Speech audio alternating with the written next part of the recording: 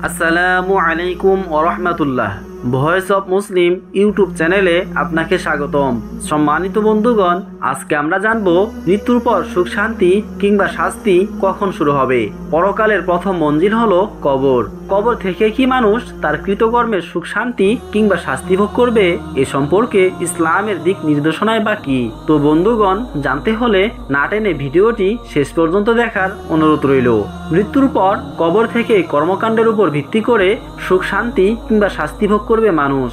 মৃত্যুর পর কবরের জিজ্ঞাসাবাদ, সেখানে সুখ শান্তি এবং শাস্তি ভোগ ইত্যাদি মুমিন মুসলমানের ঈমান বা বিশ্বাসের মানদণ্ড। কবরের সুখ শান্তি ও শাস্তির ব্যাপারে কোরআন সুন্নাহয় অসংখ্য প্রমাণ পাওয়া যায়। আল্লাহ তাআলা কোরআনুল কারীমে ঘোষণা করেন, আল্লাহ মুমিনদের দুনিয়ার জীবন ও পরকালে সুদৃঢ় বাক্য দ্বারা শক্তিশালী করবেন। অপরদিকে আল্লাহ জালিমদের পথভ্রষ্ট করবেন। তার যা ইচ্ছা তিনি তাই করেন। সূরা ইব্রাহিম আয়াত নাম্বার 27। এই আয়াতে দুটি বিষয় সুস্পষ্ট। একটি হলো আল্লাহ মুমিন বান্দাকে কবরে জিজ্ঞাসাবাদের সময় সুদৃঢ় বাক্য দ্বারা সঠিক উত্তর দেওয়ার জন্য শক্তিশালী করবেন, তারা মুক্তি পাবে। আর যারা সঠিক উত্তর দিতে পারবে না তারাই জালিম বা পথভ্রষ্ট। কাজেই কবরে জিজ্ঞাসাবাদ করা হবে, এই বিষয়টি সুস্পষ্ট। এই প্রসঙ্গে হাদিসে এসেছে, হাদিসের বিখ্যাত গ্রন্থ বুখারীর বর্ণনায় হযরত বারা ইবনে আযিব রাদিয়াল্লাহু তাআলা আনহু বর্ণনা করেন, কবরে একজন মুসলিমকে যখন জিজ্ঞাসাবাদ করা হবে তখন তিনি সাক্ষ্য দিয়ে বলবেন, আল্লাহ ছাড়া কোনো ইলাহ নেই এবং মুহাম্মদ সাল্লাল্লাহু আলাইহি ওয়াসাল্লাম আল্লাহরই রাসূল। কবরের জিজ্ঞাসাবাদ ও সেখানেই সুখ শান্তি ও শাস্তির বিষয়টি হাদিস দ্বারাই প্রমাণিত।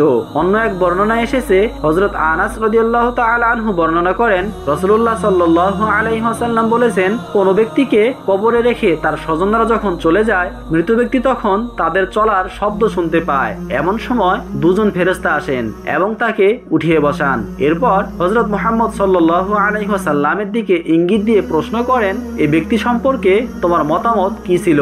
মৃত ব্যক্তি যদি মুমিন হয় তবে সঙ্গে সঙ্গেই বলবে, আমি সাক্ষ্য দিচ্ছি যে তিনি আল্লাহর বান্দা ও তার রাসূল। তখন তাকে বলা হবে, জাহান্নামে তোমার স্থানটি লক্ষ্য করো এবং এর যন্ত্রণাময় স্থানের পরিবর্তে আল্লাহ তাআলা তোমাকে জান্নাতের সুখময় জায়গা উপহার দিয়েছেন। তখন সে দুটি স্থানই অবলোকন করবে।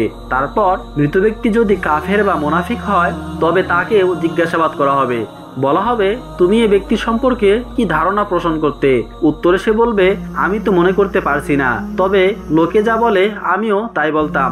তখন তাকে বলা হবে, তুমি জানোনি এবং কোরআনও পাঠ করনি। তারপর তাকে লোহার হাতুড়ি দিয়ে আঘাত করা হবে। তখন সে এত উচ্চ স্বরে চিৎকার করতে থাকবে যে জিন ও মানুষ ছাড়া সবাই সে চিৎকার শুনতে পাবে। মৃত্যুর পর কবরে যে সুখ কিংবা আযাব হয় তা হাদিসের অন্য একটি বর্ণনা থেকেও প্রমাণিত। হাদিসে এসেছে, হযরত আব্দুল্লাহ ইবনে আব্বাস রাদিয়াল্লাহু তাআলা আনহু বর্ণনা করেন, একদিন রাসূলুল্লাহ সাল্লাল্লাহু আলাইহি ওয়াসাল্লাম দুইটি কবরের পাশ দিয়ে হেঁটে যাওয়ার সময় বললেন, এই কবরে যে দুজনকে রাখা হয়েছে তারা শাস্তি ভোগ করছে, তবে তাদের কোনো কবিরা গুনাহের জন্য শাস্তি দেওয়া হচ্ছে না, বরং তাদের একজন পেশাবের সময় গোপনীয়তা ও সতর্কতা অবলম্বন করত না, আর অপরজন চগলখুরি করত।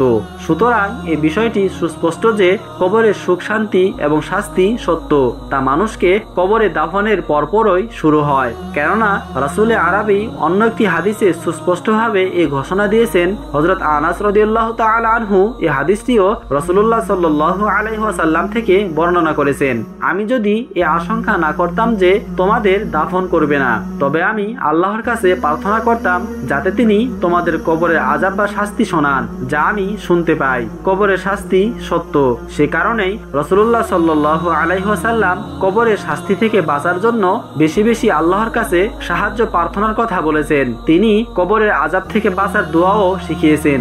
হাদিসে এসেছে, হযরত আব্দুল্লাহ ইবনে আব্বাস রাদিয়াল্লাহু তাআলা আনহু বর্ণনা করেন, রাসূলুল্লাহ সাল্লাল্লাহু আলাইহি ওয়াসাল্লাম তাদের সবাইকে কোরআন শেখানোর মতোই এই দোয়াটিও শিখিয়েছেন। আর তা হলো, আল্লাহুম্মা ইন্নী আউযু বিকা মিন আযাবি জাহান্নাম ওয়া আউযু বিকা মিন আযাবিল কবর ওয়া আউযু বিকা মিন শাররি ফিতনাতিল মাসিহিদ দাজ্জাল ওয়া আউযু বিকা মিন ফিতনাতিল ফিতনাতিল মাহইয়াই ওয়াল মামাত, অর্থাৎ হে আল্লাহ, আপনার কাছে জাহান্নামের শাস্তি, কবরের আযাব, দাজ্জালের ফিতনা ফাসাদ থেকে আশ্রয় প্রার্থনা করছি। সঙ্গে সঙ্গে জন্ম মৃত্যুর ফিতনা থেকেও তোমার কাছে আশ্রয় কামনা করি। এভাবে প্রিয় নবী হযরত মুহাম্মদ সাল্লাল্লাহু আলাইহি ওয়াসাল্লাম কবরের আযাব ও ফিতনা থেকে বেঁচে থাকতে আরো অনেক দোয়া করতেন। সুতরাং মুমিন মুসলমানের উচিত কবরের আযাব থেকে আল্লাহর কাছে আশ্রয় প্রার্থনা করা, কেননা পরকালের প্রথম মঞ্জিলে যদি কবরের আযাব থেকে মুক্তি পাওয়া যায় তবে আশা করা যায় পরবর্তী মঞ্জিলগুলো আল্লাহ তাআলা নিজ দয়ায় নাজাত দান করবেন। আল্লাহ তাআলা মুসলিম উম্মাহকে মৃত্যু পরবর্তী জীবন ও কবরের আযাব থেকে আশ্রয় চাওয়া ও নাজাত পাওয়ার তৌফিক দান করুন। কবরের সুখ শান্তি ও শাস্তির বিষয়ে বিশ্বাস স্থাপন করে পরিপূর্ণ মুমিন হওয়ার তৌফিক দান করুন, আমিন। সম্মানিত বন্ধুগণ, আজকের এই ভিডিও থেকে আপনি যদি সামান্য পরিমাণ উপকৃত হয়ে থাকেন আর ইসলামের বিভিন্ন ধরনের অলৌকিক ঘটনা এবং আপনার যদি কুরআন সুন্নাহ সম্পর্কে অজানা কোনো তথ্য জানার আগ্রহ থাকে তাহলে অবশ্যই চ্যানেলটি সাবস্ক্রাইব করে আমাদের সাথেই থাকুন। ধন্যবাদ।